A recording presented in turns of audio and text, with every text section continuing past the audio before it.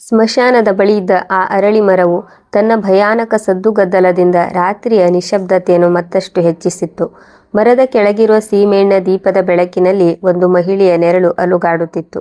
ಅಂಜಲಿ ಚೌಧರಿ ಈ ನಗರದ ಪ್ರತಿಷ್ಠಿತ ಕುಟುಂಬದ ಹಿರಿಯ ಸೊಸೆ.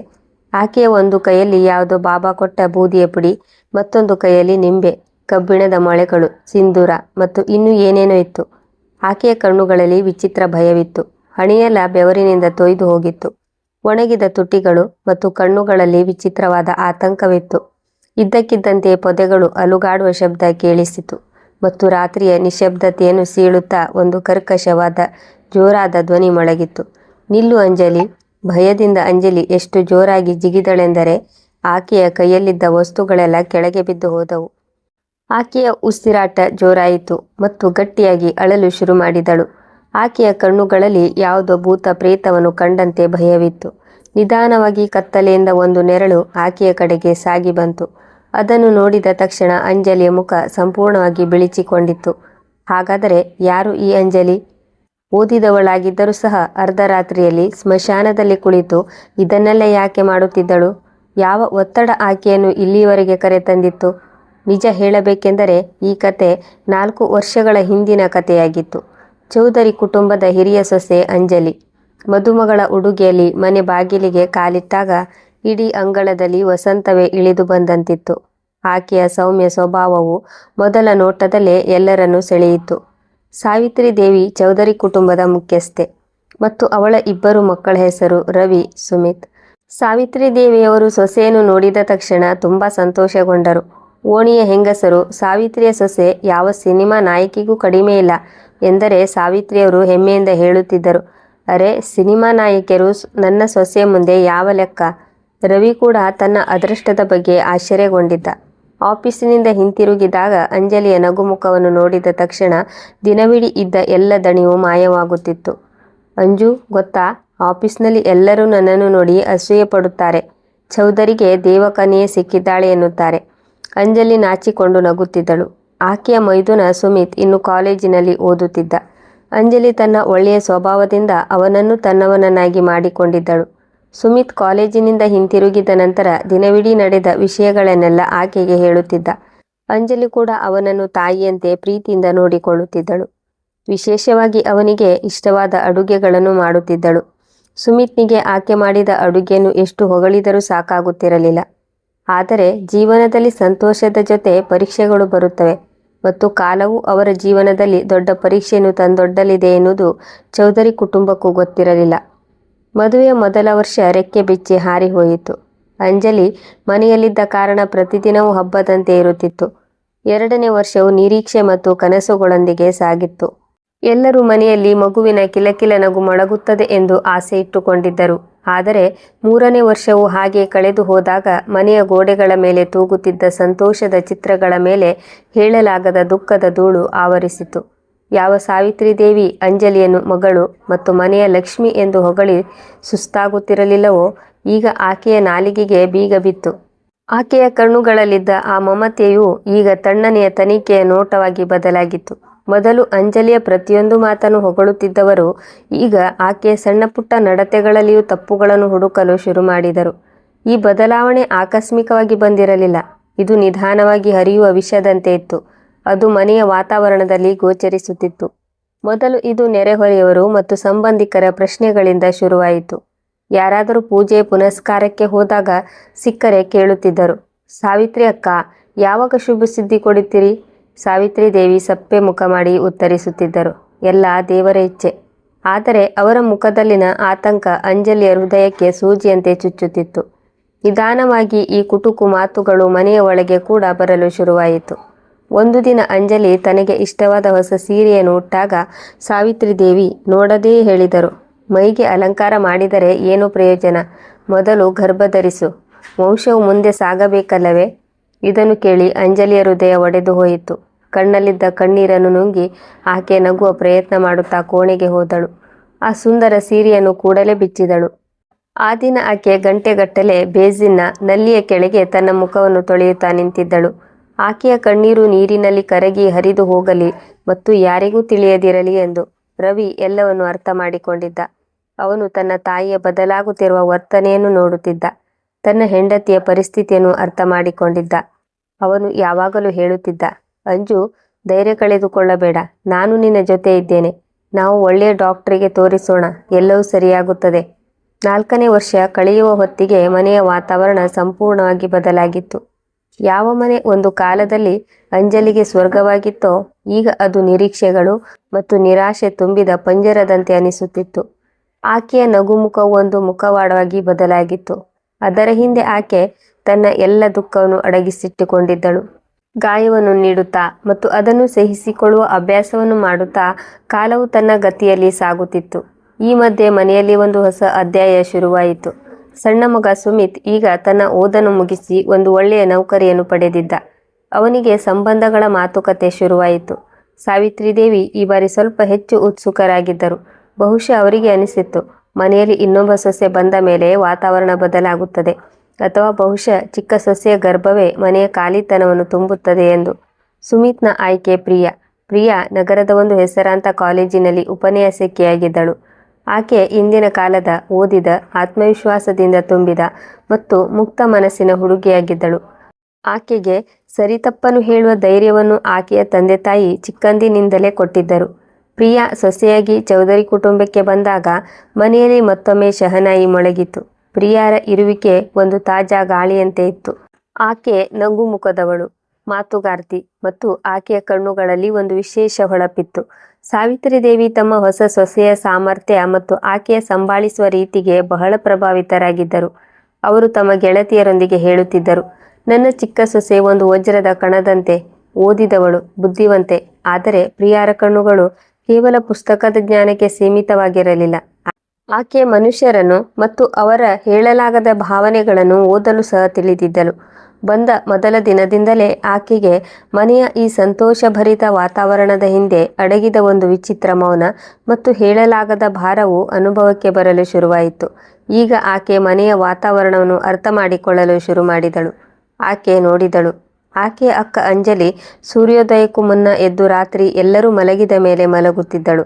ಮನೆಯ ಪ್ರತಿಯೊಂದು ಮೂಲೆ ಆಕೆಯ ಶ್ರಮದಿಂದ ಹೊಳೆಯುತ್ತಿತ್ತು. ಪ್ರತಿಯೊಬ್ಬ ಸದಸ್ಯನ ಸಣ್ಣ ಪುಟ್ಟ ಅಗತ್ಯದ ಬಗ್ಗೆಯೂ ಆಕೆ ಗಮನ ನೀಡುತ್ತಿದ್ದಳು. ಆದರೆ ಅವರ ಮುಖದ ಮೇಲೆ ಒಂದು ಶಾಶ್ವತವಾದ ದುಃಖವಿತ್ತು. ಸಾವಿತ್ರಿದೇವಿ ಅಂಜಲಿಯೊಂದಿಗೆ ಮಾತನಾಡುವಾಗ ಒಂದು ವಿಭಿನ್ನವಾದ ಒಣತನವನ್ನು ಅಳವಡಿಸಿಕೊಳ್ಳುತ್ತಾರೆ ಎಂದು ಆಕೆ ಗಮನಿಸಿದಳು. ಊಟದ ಮೇಜಿನ ಮೇಲೆ ಅಂಜಲಿಯೊಂದಿಗೆ ಸಣ್ಣ ಸಣ್ಣ ವಿಷಯಗಳಿಗೂ ಅಸಮಾಧಾನ ವ್ಯಕ್ತಪಡಿಸಲಾಗುತ್ತಿತ್ತು ಮತ್ತು ಅಂಜಲಿ ಪ್ರತಿ ಕ್ಷಣದಲ್ಲೂ ಒಂದು ಜಾಗರೂಕ ಮಗುವಿನಂತೆ ಇರುತ್ತಿದ್ದಳು, ಎಲ್ಲಿ ಏನಾದರೂ ತಪ್ಪು ಆಗಿಬಿಡುತ್ತದೆಯೋ ಎಂದು. ಪ್ರಿಯಾ ಕಾಲೇಜಿಗೆ ಹೋಗಲು ತಯಾರಾಗುವ ಮೊದಲು ಅಂಜಲಿ ಆಕೆಯ ಟಿಫಿನನ್ನು ತಯಾರಿಸಿ ಇಡುತ್ತಿದ್ದಳು. ಮೊದಲ ದಿನದಿಂದಲೇ ಅಂಜಲಿಯಲ್ಲಿ ಆಕೆ ತನ್ನ ಅಕ್ಕನನ್ನು ಕಾಣಲು ಶುರು ಮಾಡಿದಳು. ಒಂದು ದಿನ ಅಡುಗೆ ಮನೆಯಲ್ಲಿ ಅಂಜಲಿ ಮತ್ತು ಪ್ರಿಯಾ ಒಟ್ಟಿಗೆ ಅಡುಗೆ ಮಾಡುತ್ತಿದ್ದರು. ಪ್ರಿಯಾ ನೋಡಿದಳು, ಅಂಜಲಿಯ ಕೈಗಳು ನಡುಗುತ್ತಿವೆ ಮತ್ತು ಆಕೆಯ ಕಣ್ಣುಗಳು ಕೆಂಪಾಗಿವೆ. ಅಕ್ಕ, ನೀವು ಅಳುತ್ತಿದ್ದೀರಾ ಎಂದು ಪ್ರಿಯಾ ಮೆಲ್ಲಗೆ ಕೇಳಿದಳು. ಅಂಜಲಿ ತಕ್ಷಣ ತನ್ನ ಕಣ್ಣುಗಳನ್ನು ಒರೆಸಿಕೊಂಡು, ಇಲ್ಲ, ಈರುಳ್ಳಿ ಕತ್ತರಿಸುತ್ತಿದ್ದೇನಲ್ಲ ಎಂದಳು. ಆದರೆ ಸುತ್ತಮುತ್ತ ಯಾವುದೇ ಈರುಳ್ಳಿ ಇರಲಿಲ್ಲ. ಪ್ರಿಯಾ ಅಂಜಲಿಯ ಕೈ ಹಿಡಿದು ಹೇಳಿದಳು, ಅಕ್ಕ, ನಾನು ಅರ್ಥ ಮಾಡಿಕೊಳ್ಳುತ್ತಿದ್ದೇನೆ. ನೀವು ನನ್ನಿಂದ ಮರೆಮಾಚಲು ಪ್ರಯತ್ನಿಸಬೇಡಿ.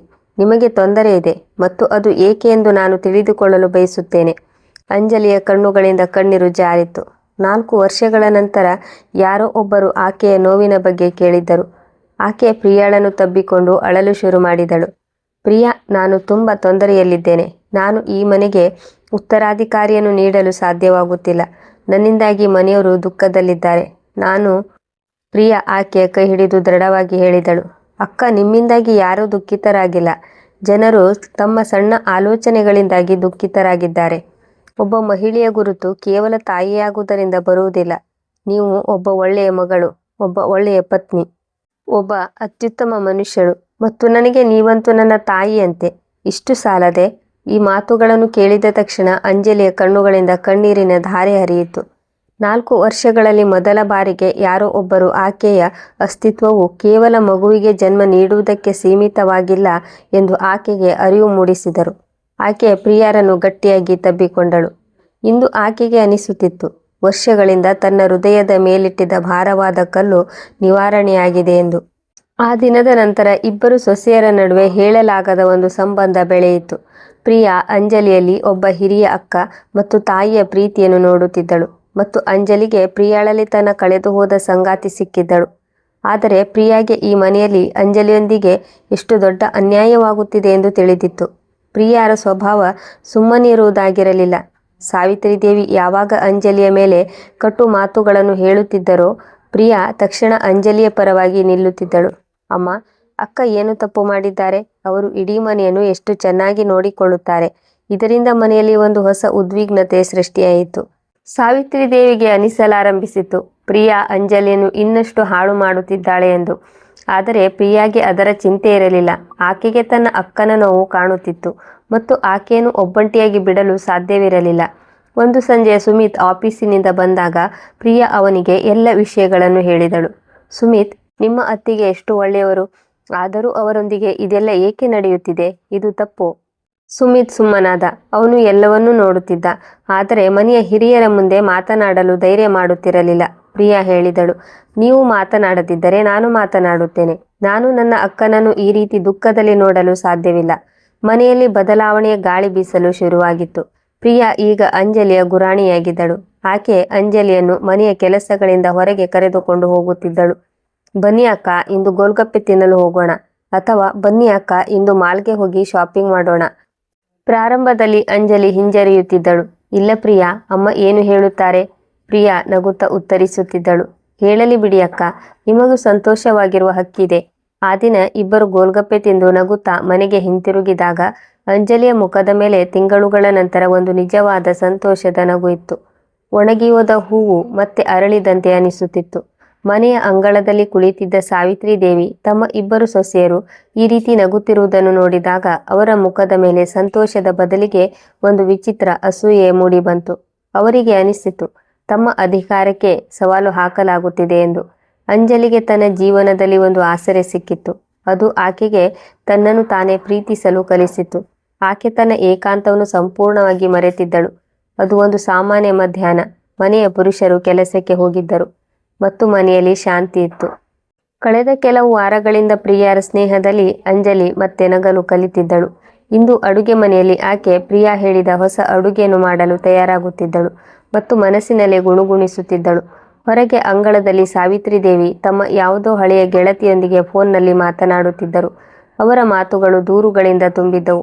ಪ್ರಾರಂಭದಲ್ಲಿ ಅಂಜಲಿ ಗಮನ ಕೊಡಲಿಲ್ಲ, ಆದರೆ ನಂತರ ಕೆಲವು ಶಬ್ದಗಳು ಆಕೆಯ ಕಿವಿಗೆ ಬಿತ್ತು ಮತ್ತು ಆಕೆ ಅಲ್ಲೇ ನಿಂತು ಬಿಟ್ಟಳು. ಶರ್ಮಾಜಿ ತುಂಬ ಅದೃಷ್ಟವಂತರು. ಅವರ ಸೊಸೆ ಅವಳಿ ಮಕ್ಕಳಿಗೆ ಜನ್ಮ ಕೊಟ್ಟಿದ್ದಾಳೆ. ಒಂದೇ ಸಲಕ್ಕೆ ಇಬ್ಬರು ಮೊಮ್ಮಕ್ಕಳು ಸಿಕ್ಕರು ಅವರಿಗೆ.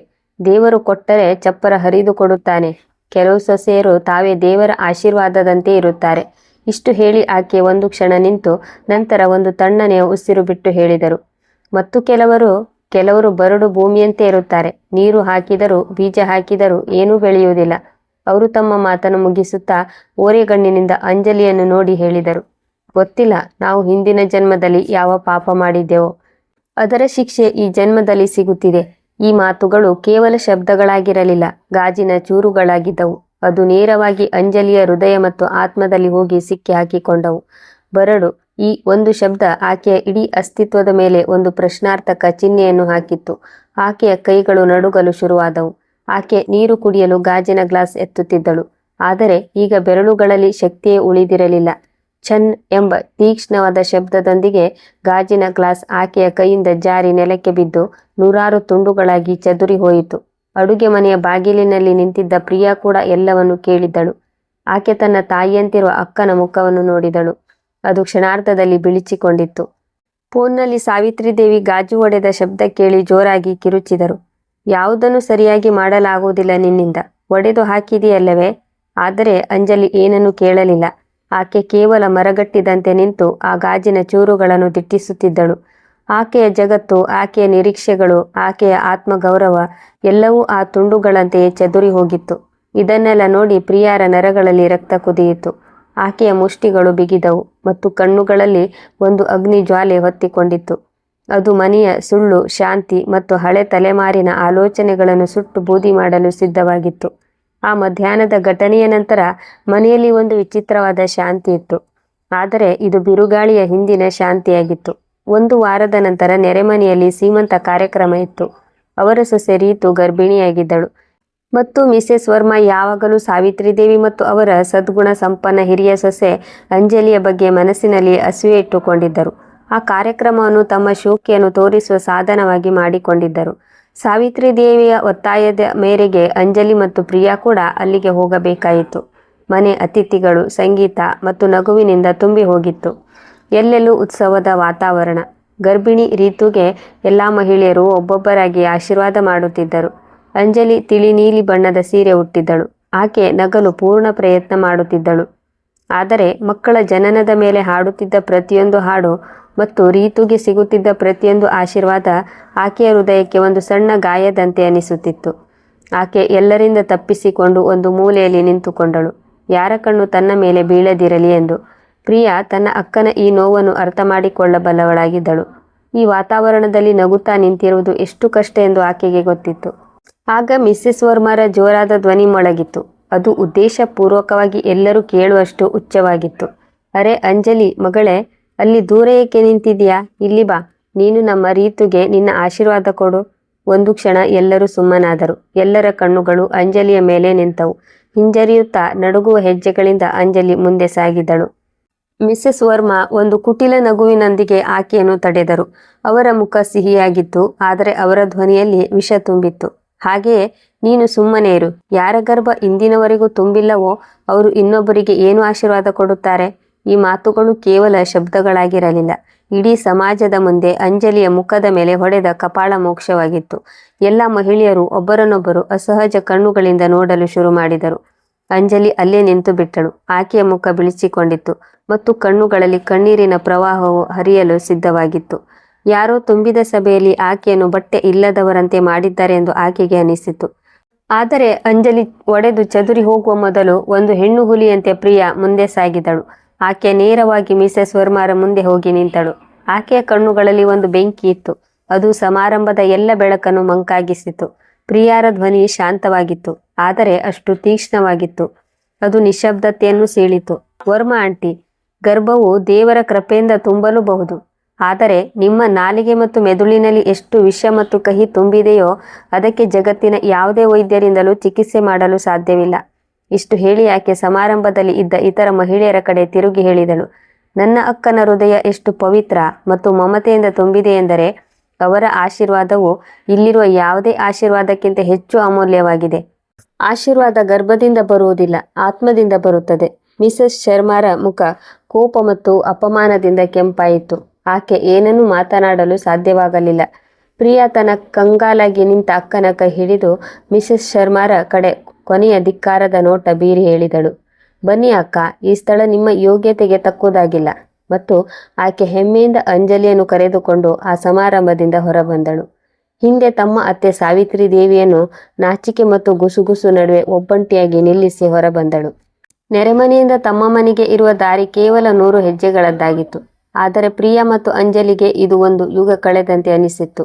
ಅಂಜಲಿಯ ಕಣ್ಣೀರು ಇನ್ನೂ ಹರಿಯುತ್ತಿತ್ತು. ಮನೆಗೆ ಬಂದ ತಕ್ಷಣ ಅಂಜಲಿ ಪ್ರಿಯಾರನ್ನು ಗಟ್ಟಿಯಾಗಿ ತಬ್ಬಿಕೊಂಡಳು ಮತ್ತು ಆಕೆಯ ಬಿಕ್ಕಳಿಕೆಗಳು ಮುಗಿಲು ಮುಟ್ಟಿದವು. ನೀನು ಇಂದು ನನಗಾಗಿ ಏನು ಮಾಡಿದೆ? ಪ್ರಿಯಾ ಆಕೆಯ ಬೆನ್ನನ್ನು ಸವರಿ ಹೇಳಿದಳು. ಅಕ್ಕ, ನಾನು ಏನೂ ಮಾಡಿಲ್ಲ, ಕೇವಲ ಸತ್ಯಕ್ಕಾಗಿ ನಿಂತಿದ್ದೇನೆ. ನೀವು ಸುಮ್ಮನೆ ಒಳಗೆ ನಡೆಯಿರಿ, ನೀರು ಕುಡಿಯಿರಿ.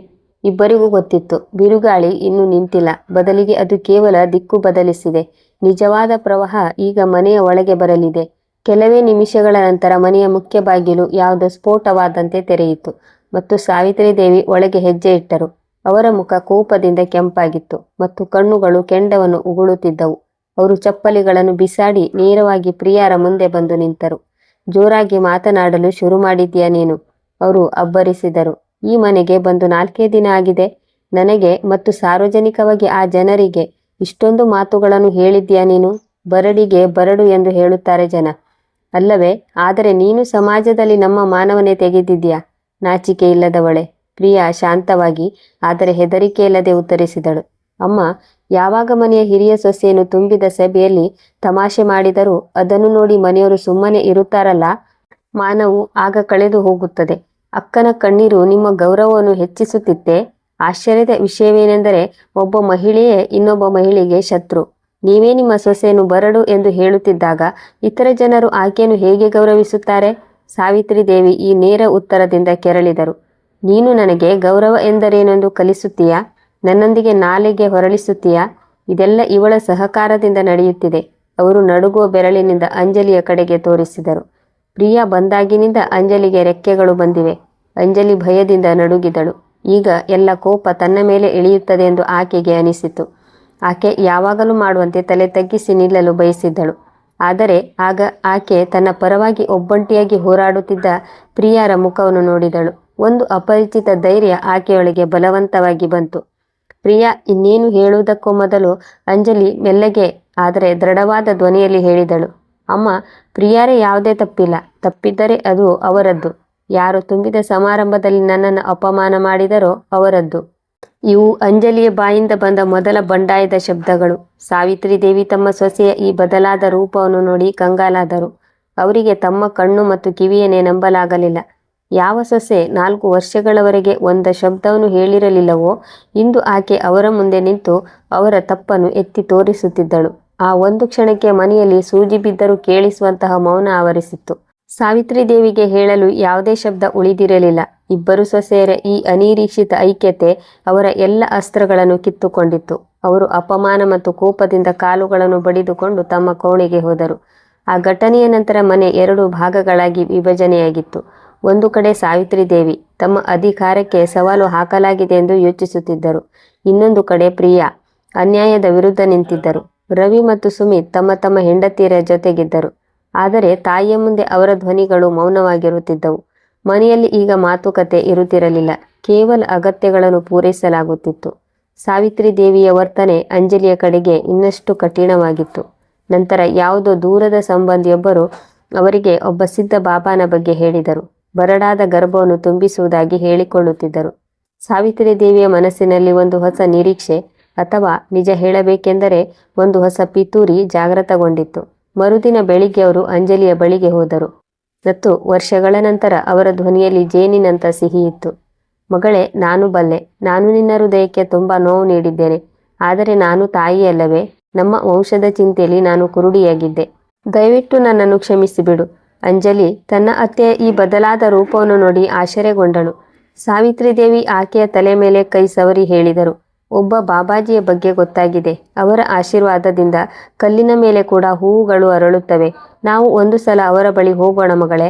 ಆಗಲಾದರೂ ದೇವರು ನಮ್ಮ ಮಾತನ್ನು ಕೇಳುತ್ತಾನೇನೋ. ಆದರೆ ಯಾರಿಗೂ ಹೇಳಬೇಡ. ಅಂಜಲಿ ಅತ್ತೆಯ ಮೋಸದ ಮಾತಿಗೆ ಸಿಲುಕಿ ಮನಸ್ಸಿಲ್ಲದ ಮನಸ್ಸಿನಿಂದ ಆ ಪಾಖಂಡಿಯ ಬಳಿ ಹೋಗಲು ಸಿದ್ಧವಾದಳು. ಆ ಬಾಬಾ ಒಂದು ಕತ್ತಲೆಯ ತೇವವಾದ ಕೋಣೆಯಲ್ಲಿ ಕುಳಿತಿದ್ದ. ಅವನು ಅಂಜಲಿಯನ್ನು ತಲೆಯಿಂದ ಕಾಲಿನವರೆಗೆ ನೋಡಿದ ಮತ್ತು ಸ್ವಲ್ಪ ಹೊತ್ತು ಕಣ್ಣು ಮುಚ್ಚಿ ನಾಟಕ ಮಾಡಿ ನಂತರ ಹೇಳಿದ, ಈಕೆಯ ಮೇಲೆ ಯಾವುದೋ ಡಾಕಿನಿಯ ನೆರಳಿದೆ. ತುಂಬ ಕಠಿಣ ಪೂಜೆ ಮಾಡಬೇಕಾಗುತ್ತದೆ. ಅವನು ಕೆಲವು ಬಹಳ ವಿಚಿತ್ರ ಉಪಾಯಗಳನ್ನು ಹೇಳಿದ.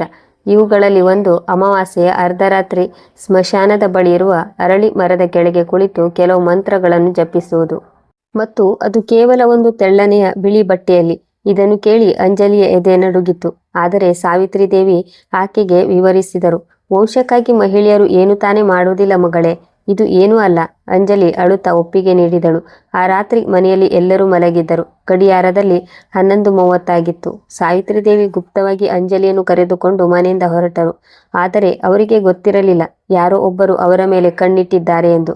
ಪ್ರಿಯಾಗೆ ತನ್ನ ಅತ್ತೆಯ ಬದಲಾದ ವರ್ತನೆಯ ಮೇಲೆ ಮೊದಲೇ ಸಂಶಯವಿತ್ತು. ಆಕೆ ಇಬ್ಬರು ರಾತ್ರಿಯ ಕತ್ತಲೆಯಲ್ಲಿ ಮನೆಯಿಂದ ಹೊರಗೆ ಹೋಗುವುದನ್ನು ನೋಡಿದಾಗ ಆಕೆಯ ತಲೆ ಕೆಟ್ಟಿತ್ತು. ಆಕೆ ತಕ್ಷಣ ಸುಮಿತ್ನನ್ನು ಎಬ್ಬಿಸಿದಳು ಮತ್ತು ಇಬ್ಬರು ಸುಮ್ಮನೆ ಅವರ ಹಿಂದೆ ಸಾಗಿದರು. ಅವರು ಆ ಭಯಾನಕ ಸ್ಥಳಕ್ಕೆ ತಲುಪಿದಾಗ ಆ ದೃಶ್ಯ ನೋಡಿ ಪ್ರಿಯಾರಿಗೆ ಆಘಾತವಾಯಿತು. ಪಾಖಂಡಿ ಬಾಬಾ ಅಲ್ಲಿದ್ದ ಮತ್ತು ವಿಚಿತ್ರ ವಿಚಿತ್ರ ಶಬ್ದಗಳನ್ನು ಮಾಡುತ್ತಿದ್ದ. ಅಂಜಲಿ ಒಂದು ಮರದ ಕೆಳಗೆ ಕುಳಿತು ನಡುಗುತ್ತಿದ್ದಳು.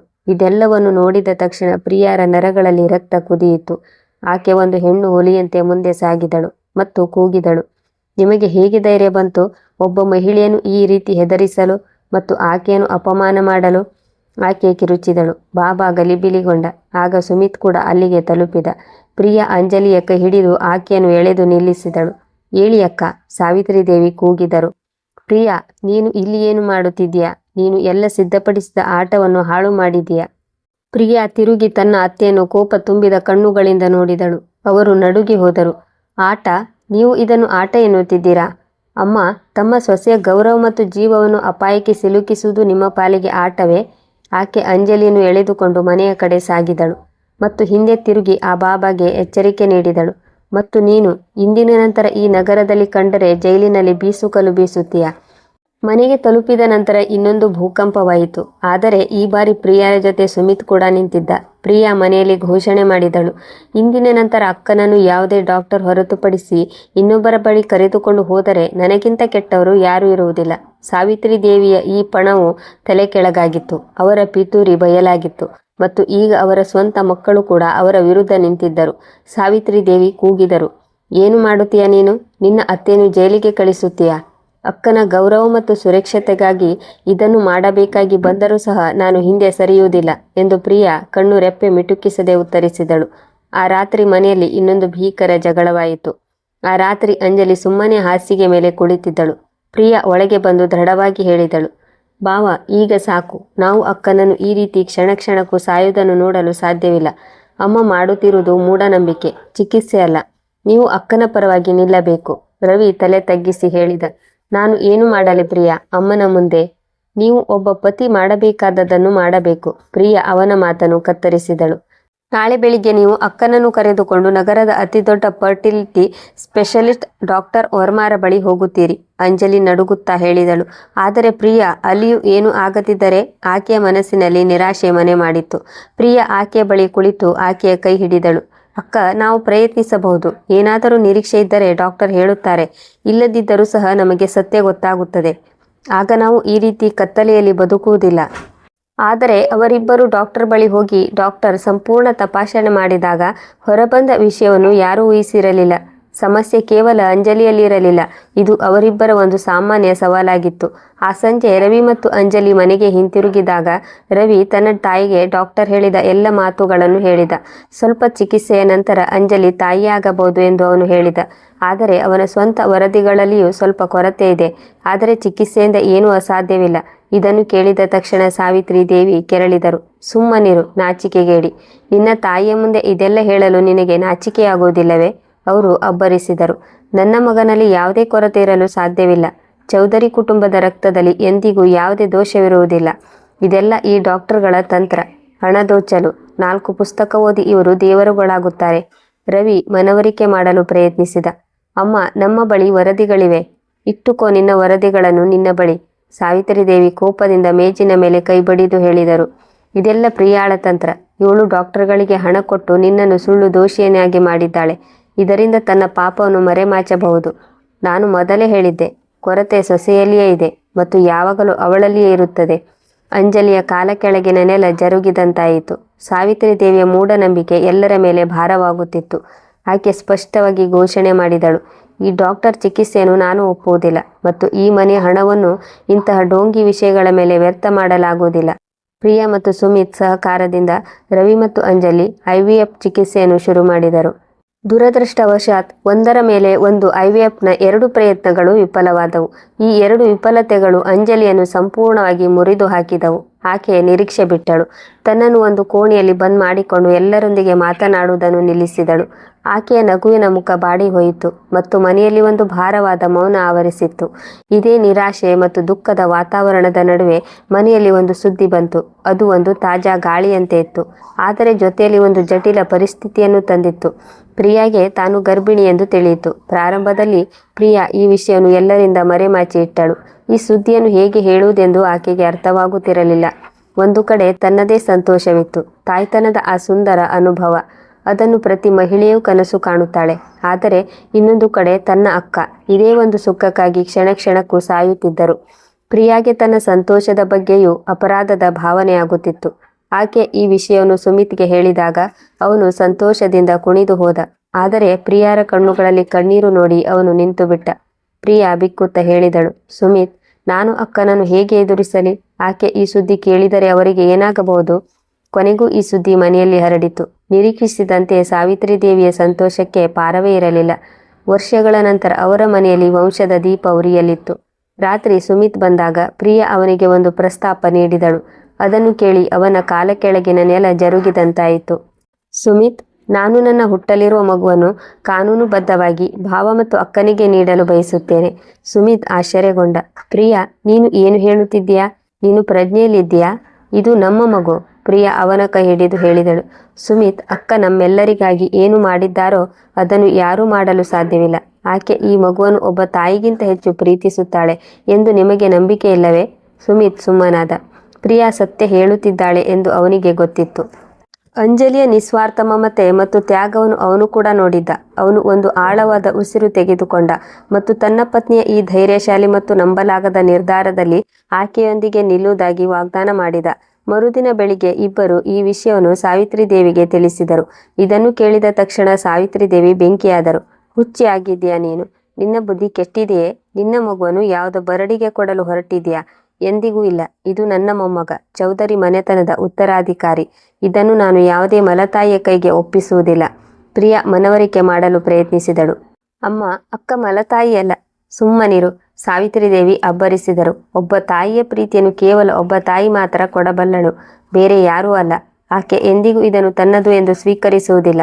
ಇದು ನನ್ನ ಮಗನ ರಕ್ತ, ನಿನ್ನ ರಕ್ತ. ನೀನು ಕೊಡುವ ಪ್ರೀತಿಯನ್ನು ಆಕೆ ಎಂದಿಗೂ ಕೊಡಲು ಸಾಧ್ಯವಿಲ್ಲ.